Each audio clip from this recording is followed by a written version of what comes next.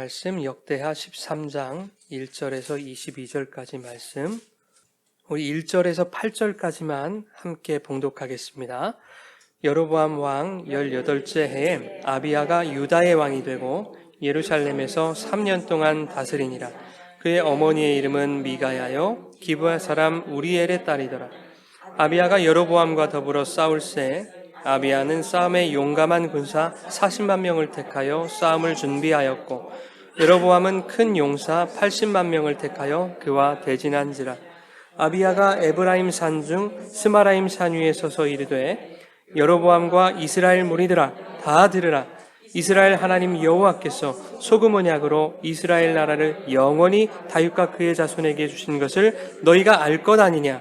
다윗의 아들 솔로몬의 신하 느바데 아들 여로보암이 일어나 자기의 주를 배반하고 남봉꾼과 잡배가 모여 따름으로 스스로 강하게 되어 솔로몬의 아들 르호보암을 대적하였으나 그때 르호보암이 어리고 마음이 연약하여 그들의 입을 능히 막지 못하였었느니라.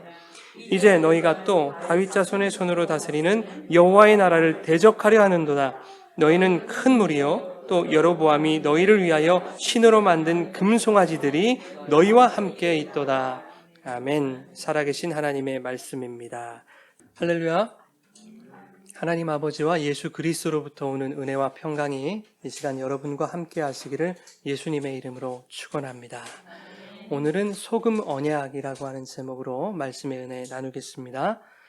지난 시간에 우리는 언약의 소금이라는 제목으로 말씀을 나눴었습니다. 세상의 모든 것이 변하지만 하나님의 언약은 영원히 변하지 않는다. 이 변하지 않는 소금의 특성을 상징화해서 말씀을 여러분과 나눴었습니다. 그런데 그러한 소금처럼 변하지 않는 하나님의 언약은 그리스도의 무엇으로 세워졌다? 피로 세워졌다. 그리고 그 피가 곧 언약이다라는 것을 여러분과 나눴습니다. 또한 그 피 흘림으로 세운 언약의 목적이 무엇인가 하면 바로 죄 사함이다. 그래서 피 흘림이 없은즉 무엇도 없다? 사함도 없다. 이렇게 말씀을 나눴죠. 다시 말하면 피 흘림, 즉 어떠한 죽음이 있어야만 하는 것이 바로 하나님의 영원한 언약이었다. 그리고 그 죽음으로써 그 언약이 이행되어야만 죄 사함이라는 것의 그 목적이 완성된다 하는 것을 지난 시간 우리가 살펴봤습니다. 지난주 본문 말씀 중에 히브리서 9장 15절에 보니까 이런 말씀이 있어요. 그는 새 언약의 중보자시라 이렇게 말씀합니다. 우리 한번 볼까요?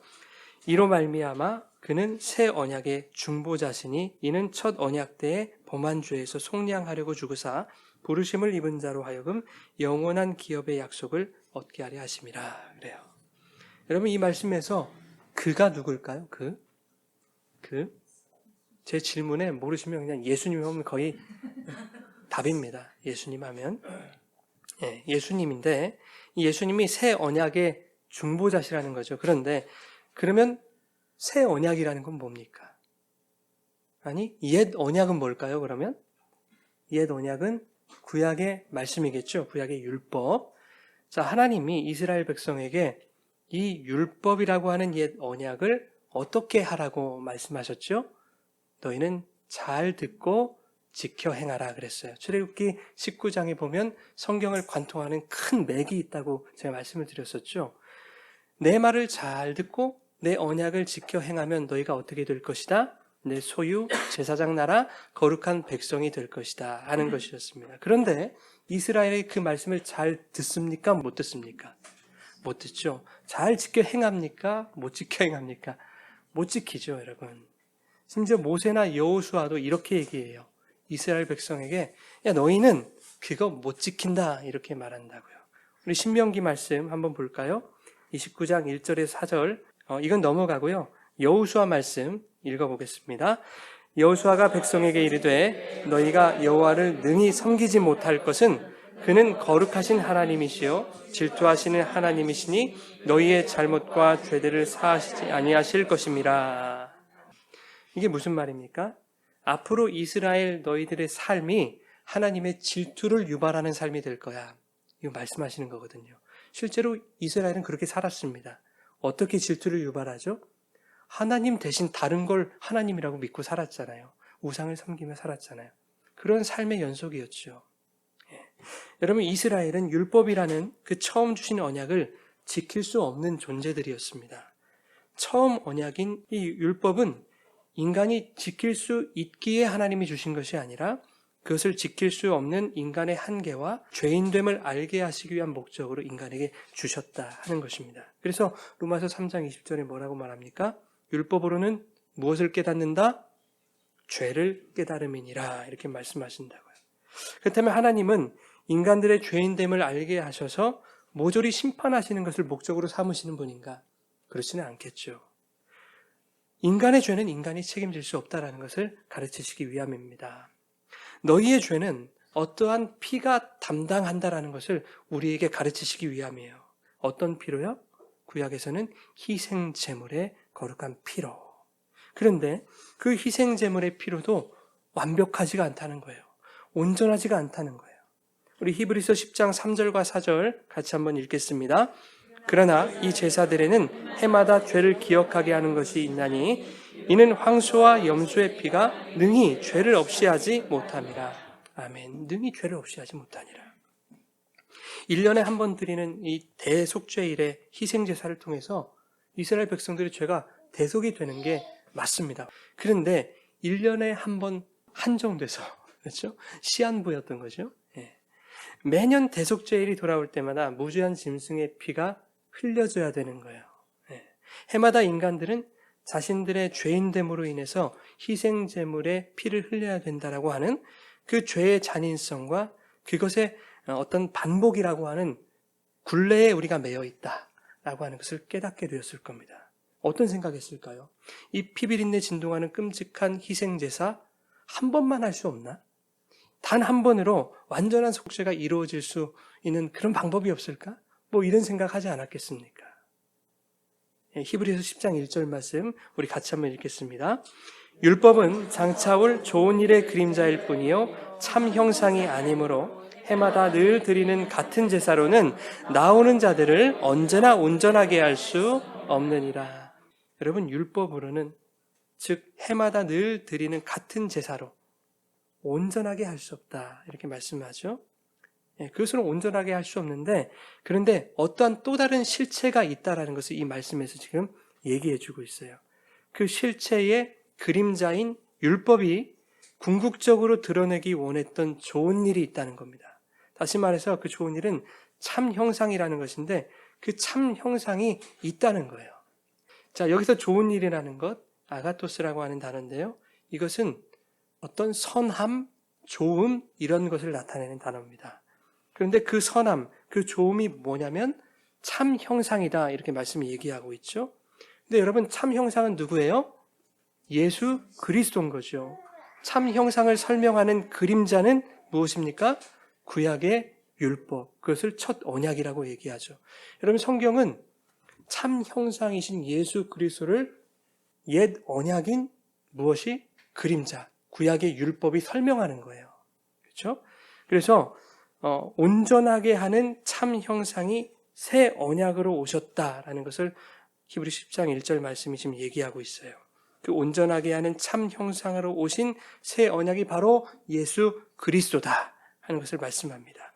여기서 온전하다라는 말을 제가 계속 반복해서 지금 사용하고 있는데 여러분이 다 아시는 말이에요. 온전하다. 테텔레스타이, 다 이루었다. 그거의 원형이 텔로스라고 하는 단어인데 그게 어떤 온전함, 어떤 완전함이었어요? 테텔레스타이, 다 이루었다의 그 완전함과 온전함은 어디에서 이루어진 어떤 온전함이었습니까? 십자가에서 이루어진 구원의 온전함, 구원의 완성을 의미하는 것이요. 그래서 좋은 일과 온전하다는 말이 이렇게 함께 나오고 있는데 우리에게 행하신 주님의 좋은 일, 선한 일이 바로 온전한 구속, 속죄, 구원의 완성이다 하는 것을 이 말씀이 보여주고 있는 것입니다. 옛 언약으로 주어졌던 율법이 설명하고자 했던 그 참 형상이신 예수께서 새 언약의 중보자로 오셨습니다. 새 언약은 그리스도의 피의 언약입니다. 그 피는 영원히 변하지 않는 속죄의 피예요. 그래서 그것이 구약에서 말하는 변하지 않는 소금, 그 소금 언약이라고 지난 시간에 말씀을 드렸습니다. 새 언약은 예수님 자체를 말하는 것이기도 하지만 그의 피를 말하는 것이기도 해요. 그래서 예수님은 자신의 피의 중보자로 오셨다라는 의미도 되는 겁니다. 예수님이 새 언약으로 오셨는데 이것이 자신의 피의 중보자로 오셨다. 이게 무슨 뜻일까요, 여러분? 여러분, 아무 피나 들고 간다고 해서 그 피로 속죄가 일어나는 것이 아니었잖아요. 구약에서도 율법이 정한 의로운 피가 있었죠. 희생 제물의 피. 그것으로만 속죄가 일어나는데 그 피도 한계가 있었잖아요. 1년에 한 번씩 매번 드려야 된다라고 그 한계가 있었단 말이에요. 그래서 예수께서 단 한 번의 희생으로 온전한 속죄를 이루시는 그 피의 중보자로 오셨다라고 말씀하고 있는 거예요. 자, 우리 히브리서 9장 12절 말씀 같이 한번 읽어보겠습니다. 염소와 송아지의 피로 하지 아니하고 오직 자기의 피로 영원한 속죄를 이루사 단번에 성소에 들어가셨느니라. 단번 죽으심으로, 여러분, 단번 죽으심으로 그 피로 영원한 속죄, 완전한 그 온전한 속죄를 이루어 주셨다. 히브리서 9장 15절 말씀도 우리 다시 한번 읽겠습니다. 이로 말미암아 그는 새 언약의 중보자시니 이는 첫 언약 때 범한 죄에서 속량하려고 죽으사 부르심을 입은 자로 하여금 영원한 기업의 약속을 얻게 하려 하심이라. 아멘. 자, 첫 언약 때 범한 죄가 있다는 거예요. 그게 무슨 죄입니까, 여러분? 첫 언약은 뭐죠? 율법이었죠? 그 율법은 우리의 뭐를 드러내게 하는 거예요? 죄를 드러내게. 그러니까 첫 언약 때 범한 죄는 율법을 통해 알게 하신 인간의 죄인됨이에요.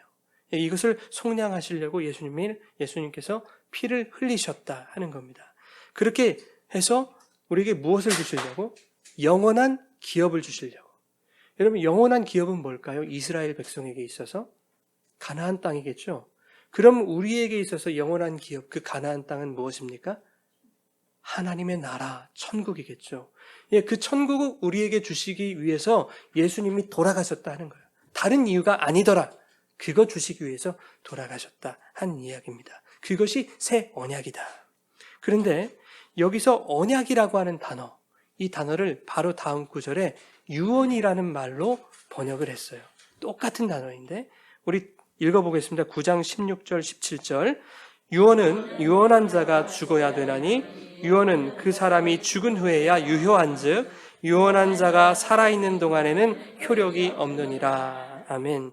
그렇죠, 여러분. 유언은 그 사람이 죽어야 돼요. 그래야 효력이 발생합니다. 근데 유언과 언약이 같은 단어인데 그러면 언약도 마찬가지겠죠. 언약은 언약의 중보자로 오신 누가? 예수 그리스도께서 어떻게 죽으셔야 돼요. 어떤 형태로? 희생 제물의 형태로 죽으셔야만 새 언약, 그 피의 효력이 발생한다라는 것을 좀 설명하고 있는 겁니다. 그래서 여러분, 이 언약의 참 형상이라는 것, 이 언약의 원형, 그 새 언약의 내용, 이것을 우리가 구체적으로 알아보지 않은 채로 그 그림자인 구약의 옛 언약, 그 율법을 이해한다는 것은요, 매우 어려운 일이에요. 우리가 이제 본문을 통해서 새 언약을 나타내는 그림자로서의 소금 언약에 대해서 살펴볼 텐데, 이 소금 언약이 의미하는 것이 구약과 신약을 관통하는 예수 그리스도의 피의 언약이다 라고 하는 것을 여러분이 염두에 두시고 말씀을 따라오셔야 됩니다. 여러분, 하나님은요, 당신의 영혼 속에서 이미 그리스도의 십자가 죽음과 부활을 계획하시고 이미 완성해 놓으셨어요. 구약에는 예수님의 십자가가 없었습니다. 그 사건이 일어나지 않았어요. 예수님도 오시지 않았어요. 그럼에도 불구하고 시간과 공간을 초월하시는, 모든 역사를 초월하시는 하나님의 영혼에서는 이미 십자가가 서 있었고 예수의 죽음과 부활이 있었습니다. 완성됐어요. 그래서 구약에서도 이미 하나님의 언약, 새 언약이 발효되고 있었다는 것을 여러분이 인식하시고 오늘 말씀을 따라오시면 좋겠습니다. 오늘 말씀이 역대하 13장 말씀인데 여러분, 제가 이 말씀을 본문으로 삼은 이유가 있어요. 첫째는 본문 5절 말씀에 소금 언약이라고 하는 언급이 되어 있기 때문에 그렇습니다. 둘째는 그 소금 언약을 아비야라고 하는 인물이 지금 말하고 있다라고 하는 것 때문에 제가 본문으로 삼았어요. 어떤 내용인지 우리가 본문을 보면서 한번 살펴보겠습니다. 본문 1절부터 3절까지 우리 한번 같이 읽겠습니다.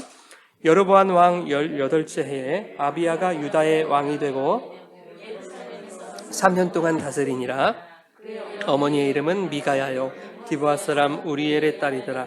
아비야가 여로보암과 더불어 싸울새 아비야는 싸움에 용감한 군사 40만 명을 택하여 싸움을 준비하였고 여로보암은 큰 용사 80만 명을 택하여 그와 대진한지라. 아멘. 여러분, 솔로몬 왕이 죽고 나라가 나뉘었어요. 남유다와 북이스라엘로 나뉘었습니다. 남유다의 왕은 누가 됐냐면 솔로몬 왕의 아들 르호보암이 왕으로 등극을 했죠. 그리고 솔로몬의 신하가 있었습니다. 여로보암이라는 사람이 있었는데 그가 다윗의 집안을 배반해버리죠. 르호보암을 반역하고 북이스라엘의 왕이 되어버립니다. 북이스라엘은 10개 지파로 되어 있고 남유다는 몇 개 지파? 2개 지파로 되어 있어요.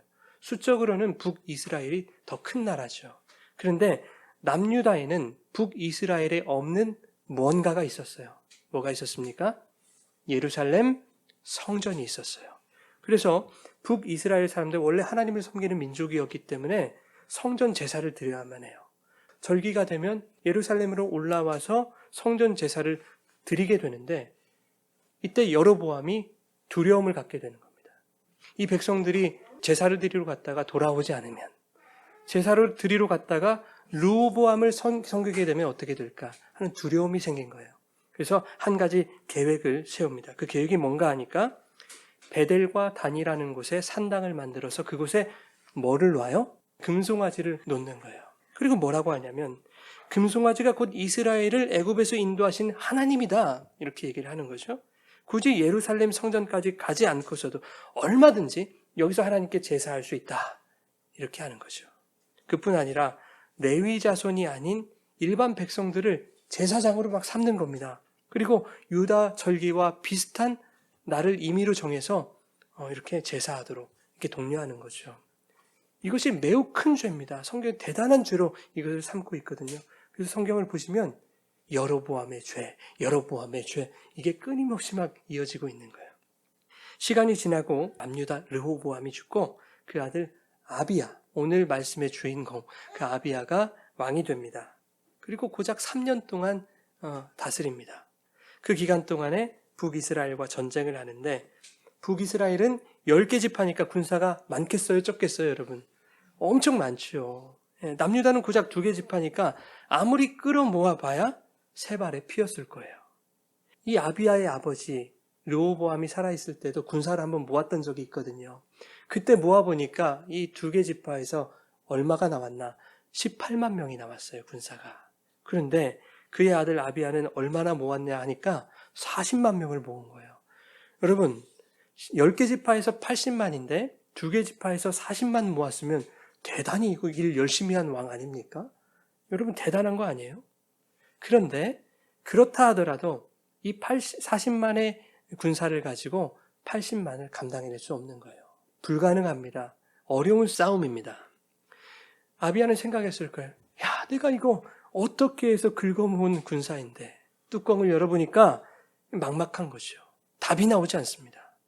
어떻게 해야 될지는 모르겠는 거예요. 그때 아비야가 산 위에 올라가서 여로보암과 이스라엘 무리들아 들어라 하면서 일장연설을 하는 거죠. 그게 4절부터 12절까지의 내용입니다. 우리 5절만 한번 같이 읽겠습니다. 13장 5절, 이스라엘 하나님 여호와께서 소금 언약으로 이스라엘 나라를 영원히 다윗과 그의 자손에게 주신 것을. 아멘. 아비야는 하나님께서 다윗에게, 즉 유다에게 소금 언약을 주셨기 때문에, 다윗과 소금 언약을 맺으셨기 때문에 너희가 결코 이 싸움에서 이길 수 없어, 이렇게 으름장을 놓고 있는 거죠. 하나님이 온 이스라엘을 영원히 다윗의 그 후손들에게, 자손들이 다스릴 나라로 주셨기 때문에 너희들이 결코 이 싸움에서 이길 수 없어, 이렇게 말하고 있는 거예요. 자, 너희의 지금 상황이 어떻냐? 여로보암이라는 작자는 다윗 왕의 아들이었던 솔로몬의 신하였지만 건달과 불량배들 같은 사람들과 손을 잡고 지금 다윗 집안을 배반하고 있지 않냐? 심지어 금송아지를 만들었더구나. 그래서 하나님을 대적하더라. 너희들 돈 만들고 오면 아무나 제사장 삼아주더라. 야, 그런 너희에게 어떻게 하나님이 함께 할 수 있겠니? 너희에게는 금송아지가 있지 않니? 이렇게 조롱하고 있는 거예요. 그러면서 10절과 11절에 이렇게 말씀하는 거예요. 우리에게는 여호와께서 우리 하나님이 되시니 우리가 그를 배반하지 아니하였고 여호와를 섬기는 제사장들이 있으니 아론의 자손이요 또 레위 사람들이 수종들어 매일 아침 저녁으로 여호와 앞에 번제를 드리며 분향하며 또 깨끗한 상에 진설병을 놓고 또 금 등잔대가 있어 그 등에 저녁마다 불을 켜나니 우리는 우리 하나님 여호와의 계명을 지키나 너희는 그를 배반하였느니라. 그래요. 우리는 하나님 배반하지 않았어. 하나님 말씀 다 지켰어. 근데 너희는 하나님 배반했잖아. 그러니 하나님은 우리 하나님이야. 이 아비야가 정말 하나님 말씀 지키며 그렇게 하나님을 배반하지 않은 사람이었는지는 나중에 한번 살펴봐야 돼요. 어쨌든 이렇게 얘기를 하고 있어요. 자, 그래서 12절에 하나님이 우리와 함께 하셔서 우리의 머리가 되시기 때문에 너희가 우리와 싸운다는 것은 곧 하나님과 싸우는 것이다. 이렇게 엄포를 놓고 있는 거죠. 그러니 포기해. 큰 코 다쳐. 이런 이야기입니다. 여러분, 아비야의 이 말이 옳습니까? 틀립니까? 옳습니다, 여러분. 100번 옳은 말이죠. 영원히 변하지 않은 소금 언약이 유다에게 주어졌는데 그렇다면 하나님이 그 나라들을 그들의 손에 유다에게 붙여주시는 것은 당연한 일인 거죠. 그런데 이 말을 듣고도 북이스라엘 여로보암은 어떻게 생각을 했느냐? 이 싸움은 숫자의 싸움이라고 생각했던 것 같아요. 힘의 싸움이다 이렇게 생각했던 것 같습니다. 그래서 80만의 군대로 40만을 포위해버립니다. 복병수를 쓰는 거죠. 앞에 이스라엘 백성들이 군사들이 깔려 있어요. 근데 뒤에도 이스라엘 군사들이 복병으로 막 숨어 있는 겁니다. 이 80만 대 40만의 막막한 상황, 두려운 현실 속에서 아비야와 그의 유다 군사들이 무엇을 행할 수 있겠습니까? 아무것도 할 수 없는 거예요. 80만과 40만이라는 이 숫자는 변하지 않습니다. 어떻게 인력으로 해결할 수 없는 부분이에요. 이때 아비야는 어떻게 행했습니까? 그것이 14절과 15절에 본문에 나와 있습니다. 우리 14절, 15절 같이 읽겠습니다. 유다 사람이 뒤를 돌아보고 자기 앞뒤에 적병으로 말미암아 여호와께 부르짖고 제사장들은 나팔을 부니라. 유다 사람이 소리 지를 때에 하나님이 여로보암과 온 이스라엘을 아비야와 유다 앞에서 치시니. 아멘. 인간의 힘으로 어떻게 해볼 도리가 없는 그 두렵고 막막한 절체절명의 상황에서 유다의 제사장들이 지금 뭐하고 있어요? 나팔을 불고 있어요. 그리고 군사들은 여호와께 부르짖고 소리를 고래고래 지르고 있는 거예요. 여러분 생각을 해보십시오. 그 당시에는 전쟁을 할 때 나팔 불고 하는 일이 있었거든요. 사기를 진작하고 하는 그런 일들의 일환이었겠죠. 그런데 아무리 40만이라고 하더라도 한번 싸우는 봐야죠, 열심히. 근데 모든 것을 다 내려놓고 뭐 하고 있어요? 제사장들이 나팔만 불고 있고 군사들은 고함만 지르고 있고 소리만 지르고 있고. 여러분, 이 상황이 어디에선가 한번 나오지 않았습니까? 어디에서 나왔어요, 여러분? 이스라엘 백성이 요단강을 건너 가나안 들어갔는데 맞습니다. 여리고성. 철옹성 같은 어떤 성이 버티고 있는데 여리고성이었잖아요. 하나님이 이상한 주문을 하세요. 하루에 한 바퀴씩 돌래요. 6일 동안. 그리고 마지막 7일째는 몇 바퀴? 7바퀴를 돌래요. 그리고 제사장들에게 나팔을 불게 하고 그 소리에 맞춰서 소리를 지르래요. 양각 나팔을 푹 불자 사람들이 일제히 소리를 지르는 거예요. 지금 그 이야기를 동일한 어휘를 끌어다가 오늘 본문에 그대로 쓰고 있는 거예요. 그렇게 하자 그 철옹성 같았던 여리고성이 와르르 무너지는 거예요. 고고학자들이 여리고성 터를 발견했답니다. 그래서 이게 왜 무너졌나 이렇게 조사를 하니까 이게 무너진 이유는 외부의 힘에 의해서 무너진 게 아니었다. 내부에서 외부로 작용하는 힘에 의해서 무너졌다. 이렇게 설명하는 거예요. 이게 진짜 여리고성 턴지는 확실치는 않아요. 그러나 여러분, 여리고를 무너뜨린 것은 그 성을 포위하고 있었던 이스라엘 백성들의 어떤 물리적인 힘에 의해서 무너진 게 아니었죠.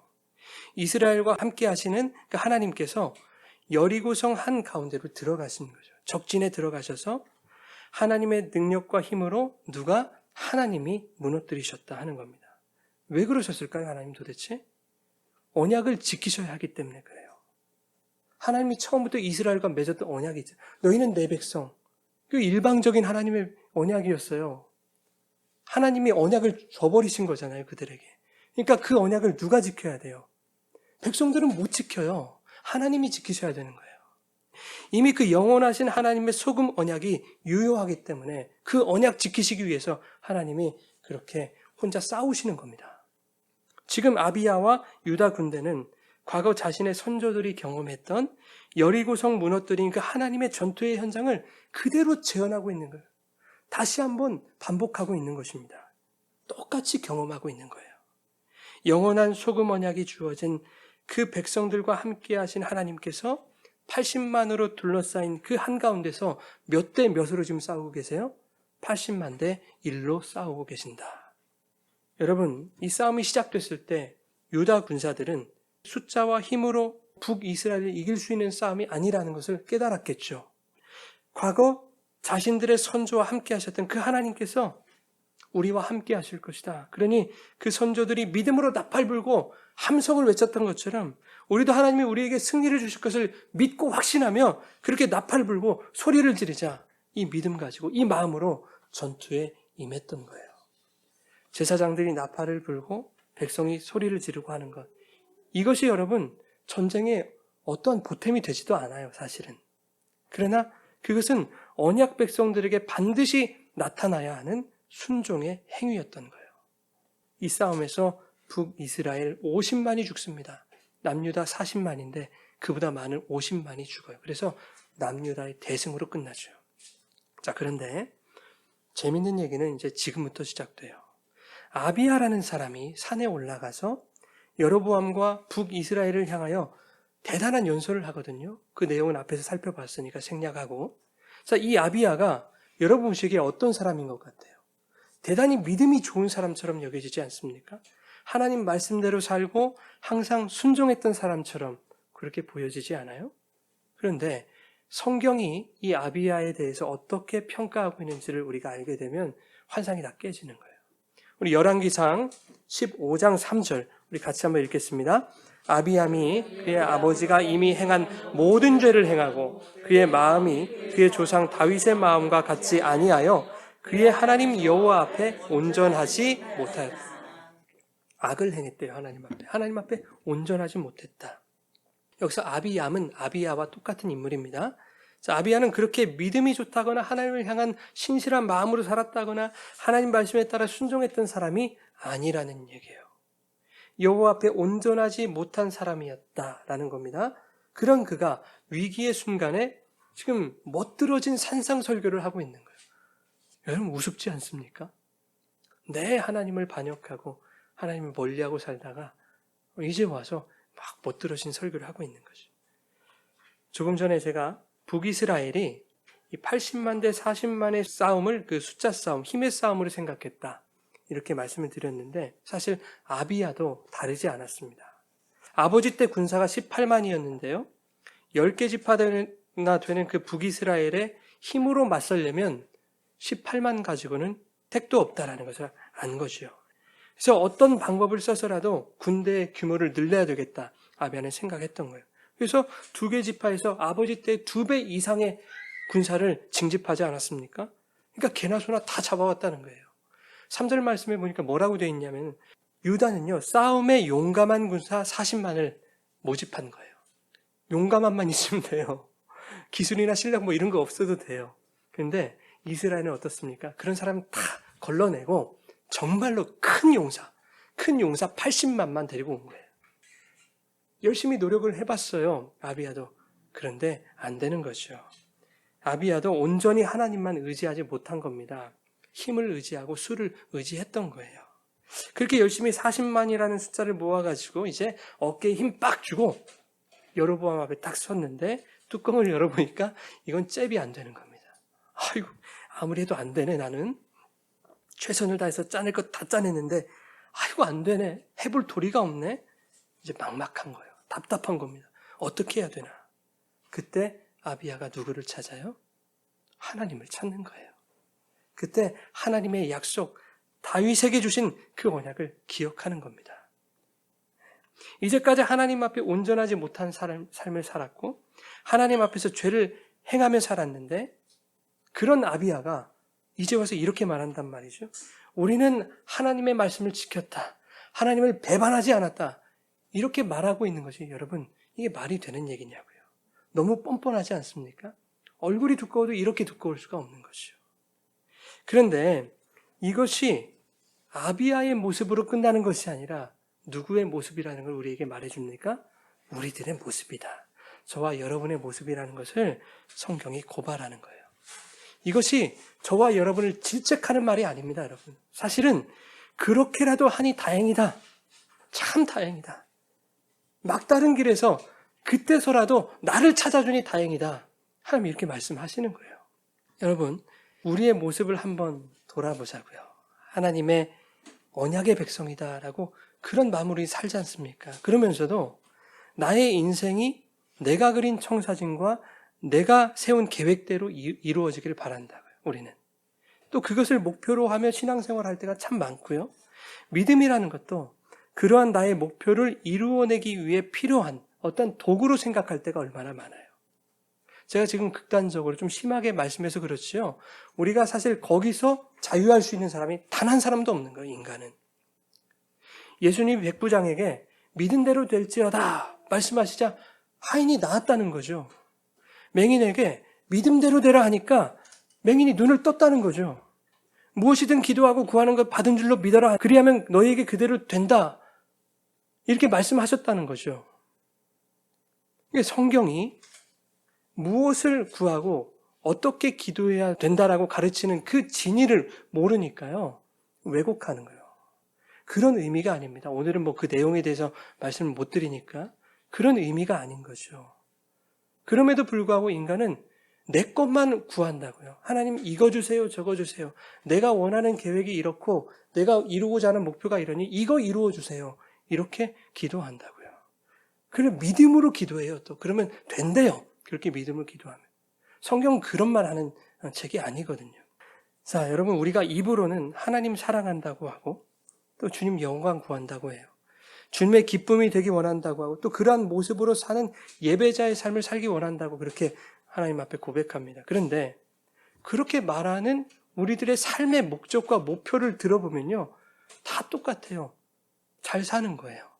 잘 사는 것이 뭔지는 모르겠지만 그냥 고통당하지 않고 어려운 일 당하지 않고 내가 세운 계획들, 내가 이루고자 하는 것들 다 이루어졌으면 좋겠는 거예요. 그게 나의 삶의 목적과 목표가 되어버려요.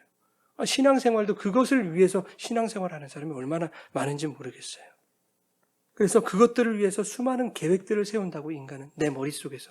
그것을 이루기 위해서 이렇게 하면 되겠지? 이것이 안 될 때 자, B플랜을 한번 세워서 B플랜으로 한번 돌려볼까? 그래도 막히면 C플랜이 있잖아.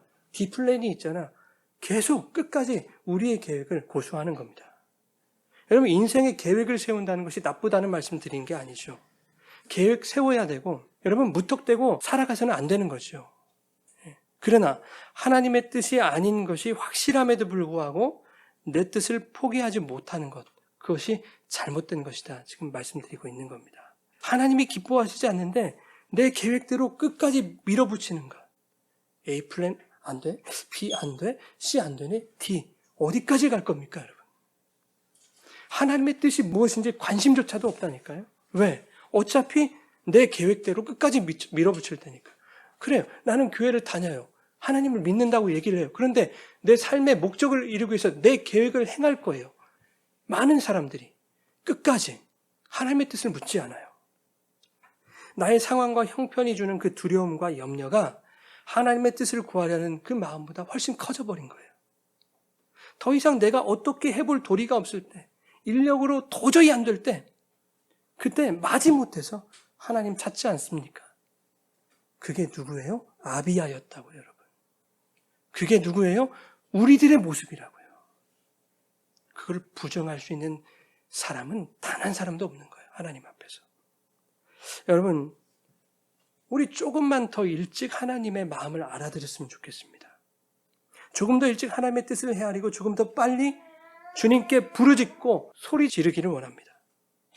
하나님의 뜻을 알고서도 아직 기력이 남아있어서 내 뜻을 포기하지 못하는 사람들 너무나도 많지 않습니까? 그게 얼마나 어리석은 일이에요, 여러분. 그게 얼마 가지 못합니다. 결과는 뻔하지 않습니까? 40만 대 80만이라는 결과. 뻔한 결과예요. 우리가 어떻게 할 수 없는 결과. 그러나 주님 앞에 나오면 얘기가 달라지죠. 40만 밖에 안 되는 숫자가 나팔을 불고 소리를 지른다고 해서 뭐가 달라집니까, 여러분? 다른 나라에서 원군을 좀 보내주거나 새로운 신무기가 갑자기 나타나면 인간적인 어떤 기대나 희망이라도 갖지. 그런 게 아니잖아요. 그런데 하나님의 방법은 그런 우리의 방법, 우리의 생각과 다르다는 겁니다. 부르고 외치는 자들 속에서 하나님 혼자 싸우시는 거예요. 하나님이 일하시는 겁니다. 그래서 하나님이 결과를 내시는데 그 결과는 언제나 승리더라 하는 것입니다. 그래서 나팔을 불고 소리를 빽빽 지르는 그 말도 안 되는 일을 통해서도 하나님은 우리에게 승리를 주실 수 있는 분이다 하는 겁니다. 우리에게 가장 필요하고 가장 값진 결과를 보여주시는 분이다 하는 겁니다. 여러분, 내 생각은 이게 맞아요. 근데 하나님은 그걸 원하지 않는 것 같아요. 그리고 다른 상황들을 보여주시고 다른 조언들을 막 주시는 거예요. 말씀으로 다른 생각들을 주시는 거예요. 치열하게 부딪히다가 결국은 내 생각대로 갑니다. 많은 사람들이. 언제까지 그리로 가실 거예요?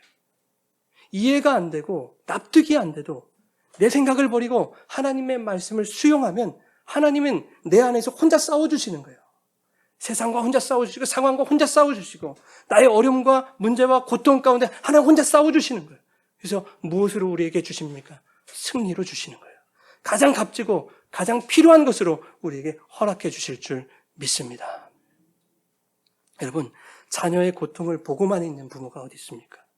내 살을 도려내서 자녀의 괴로움이 덜어질 수 있다면, 내 피를 짜내서 자녀에게 그것으로 힘이 되어줄 수 있다면 그것을 망설이는 부모가 어디 있을까요? 없습니다, 여러분. 그러면 여러분, 하나님은 자녀된 여러분들의 힘들고 괴로운 현실을 보고만 계시겠습니까? 하나님이 고통 가운데 신음하고 있는 자녀들의 소리를 외면하시겠습니까? 그렇지 않아요.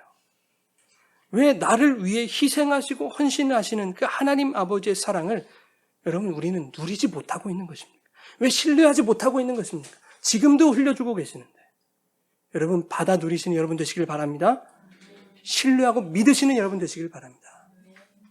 여러분 하나님은 우리 아버지십니다. 우리는 그분의 자녀예요.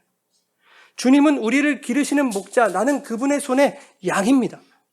어떤 목자가 사망의 음침한 골짜기로 다니는 그 자신의 양들을 찾아다니지 않겠습니까? 어떤 목자가 양들을 이리떼의 소굴에 풀어놓겠습니까? 여러분 시편 22편 21절에 이렇게 말씀합니다.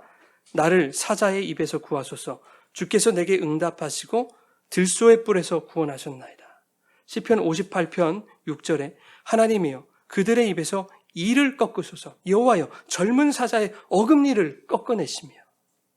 목자는 내 양을 삼키려 하는 사자의 입을 벌려서 그의 이빨을 부러뜨리는 분이시다 하는 겁니다. 요한복음 10장 10절과 11절 우리 같이 한번 읽어볼까요? 도둑이 오는 것은 도둑질하고 죽이고 멸망시키려는 것뿐이요 내가 온 것은 양으로 생명을 얻게 하고 더 풍성히 얻게 하라는 것이라. 나는 선한 목자라. 선한 목자는 양들을 위하여 목숨을 버리거니와. 아멘. 여기서 선하다고 하는 말이 아까 장래에 올 좋은 일에서 그 좋다는 말과 똑같은 말이에요. 아가토스. 그렇게 우리에게 좋은 일을 들고 오실 분이 우리의 선한 목자인 거예요. 그 선한 목자가 어떤 좋은 일을 들고 우리에게 오실까요? 자기의 목숨을 버리고 생명을 주시는 거예요. 여러분 우리의 선한 목자신 주님께서 자신의 양들을 위하여 자기 목숨까지도 버리신다는 거 여러분 기억하시기 바랍니다. 그가 찔림은 우리의 허물 때문이며 그가 상함은 우리의 죄악 때문이라. 그가 징계를 받음을 우리가 평화를 누리고 그가 채찍에 맞음으로 우리가 나음을 입었도다. 우리는 다 양 같아서 그릇 행하여 각기 제 길로 갔거늘 여호와께서는 우리 무리의 죄악을 누구에게? 예수 그리스도에게 담당시키셨도다. 선한 목자는 양을 위해 목숨까지 버립니다. 여러분 우리에게 근심과 걱정, 두려움이 왜 찾아올까요? 믿음이 없어서 찾아옵니까? 아니에요, 여러분. 그렇게 스스로 자책하지 마십시오. 이유는 간단해요. 우리가 인간이기 때문이에요. 온전하지 못하기 때문입니다. 인간은 불완전한 존재이기 때문에 늘 두려움과 염려, 근심에 노출되어 있어요. 여러분, 아비야뿐만 아니라 히스기야 이전까지 모든 유다의 왕들이 정도의 차이는 있겠습니다마는 하나님 보시기에 악을 행하며 살았다. 이렇게 성경이 기록하지 않습니까? 하나님 보시기에 온전하지 않았어요. 하나님의 그 소금 언약이 주어진 그 민족들의 왕들이 하나님 앞에 악을 행하고 하나님 보시기에 온전하지 않았어요. 조금 전에 읽었던 역대상 말씀에서도 아비야가 하나님 앞에 온전하지 못했다. 이렇게 말씀하죠. 네, 우리는요, 온전하지 못하기 때문에 걱정과 한숨, 근심과 염려에 사로잡힐 수밖에 없어요. 우리 인간은. 그러나 여러분, 놀라운 사실이 뭔지 아십니까? 하나님 앞에 온전하지 못한 자들에게 소금 언약이 주어졌다 하는 것을 여러분 믿으시기 바랍니다. 그게 우리에게 은혜인 거예요, 여러분. 온전하지 못하기 때문에 언약을 주시고 약속을 주셨다는 것. 그것이 우리에게 은혜라고 하는 사실을 여러분 믿음으로 고백할 수 있는 저와 여러분 되시길 바랍니다. 그 소금 언약으로 하나님은 온전하지 못한 우리를 예수 그리스도의 언약의 피로 말미암아 온전한 자들로 만들어 가시겠다. 그렇게 대우해 주시겠다는 거예요. 지금도 온전하지 못한 우리들, 비겁한 우리들에게 좋은 일을 해 주시려고 하나님이 스탠바이 하고 계시는 거예요. 언제 줄까? 언제 줄까? 우리가 생각하는 돈, 부귀, 영화, 명예 이런 거 말고요, 여러분. 하나님이 원하시는 그 좋은 것. 내가 하고 싶은 대로 하면서 하나님께 죄를 범하다가 막다른 길에서 나 하나님 안 버렸는데요? 이렇게 변명하는 우리들에게 좋은 일 행하셔서 온전한 은혜를 주시려고 지금도 하나님 기다리고 계시는 거예요. 그러니 여러분, 내 생각, 내 계획에 잡혀있지 마십시오. 빨리 깨뜨려 버리셔야 돼요. 온전치 못한 우리들의 생각에 여전히 갇혀 있으면 우리 안에 좋은 일, 그 선한 일이 일어나지 않습니다. 주어지지 않아요. 해답이 주어지지 않아요. 막막함 뿐이에요. 내 생각과 내 계획의 끝은 그 막막함과 두려움일 뿐입니다, 여러분. 여러분의 마음의 문, 생각의 문, 계획의 문을 다 여시고 여러분 하나님 앞으로 나아가십시오. 하나님 앞으로 나아가십시오. 하나님이 원하지 않는 일에 대해서 여러분의 생각과 계획이 아직 남아있다면 무의미하고 허무한 결과에 여러분의 영혼을 낭비하지 마십시오. 지금도 여러분의 인생 속에서 당신의 영원한 소금 언약을 완성하시기 위해 구원의 나팔을 불고 계신 그 하나님의 나팔 소리에 맞추어서 여러분 오늘도 부르짖고 함성을 지르고 소리 지르는 여러분 되시길 바랍니다. 우리가 할 수 있는 거 없어요. 그거밖에 없어요, 여러분. 믿음으로 소리 지르는 것밖에 없어요. 여러분, 하나님의 영원한 소금 언약이 예수 그리스도의 죽음이 있어야만 유효했듯이, 그렇죠? 유언은 죽어야 유효하잖아요. 네, 예수님의 죽음이 있어야만 그 언약이 유효했듯이 소금 언약을 약속으로 받아 사는 자들의 삶에도 어떠한 죽음을 요구하시는 거예요, 하나님은. 예수와 함께 나의 온전하지 못한 육적 자아가 죽는 그 죽음, 그 순종을 요구하십니다.